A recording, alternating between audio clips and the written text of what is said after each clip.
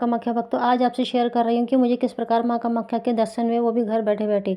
इतना मुश्किल नहीं है, माँ कभी किसी को निराश नहीं करती, एक बार बस आपको भी अपना एक कदम उठाना ही पड़ेगा। तो इस बार मैंने इस नवरात्रि माँ के व्रत शुरू किए, जबकि मैंने कभी पहले व्रत रखे नहीं थे, ना ही 9 दिन के और ना ही कोई एक व्रत रखा था किसी के लिए भी।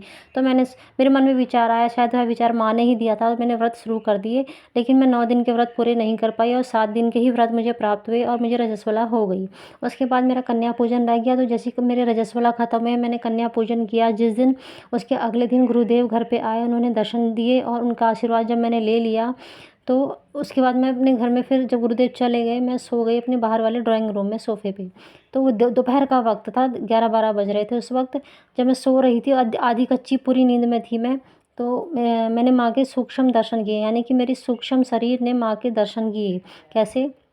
उस कच्ची नींद में माँ ने इतना बड़ा भयंकर अपना ऊर्जा का रूप मुझे दिखाया, मेरे सामने खड़ी थी, वो भी मुश्किल से मुझे लगता है 2 या 4 सेकंड के लिए आई होंगी, और मतलब मैं नींद में ही चिल्लाई ज़ोर-ज़ोर से, "माँ, माँ कहाँ जा रही हो? क्यों जा रही हो?" इस तरह से मैं चिल्लाई और मेरी आँख खुल गई।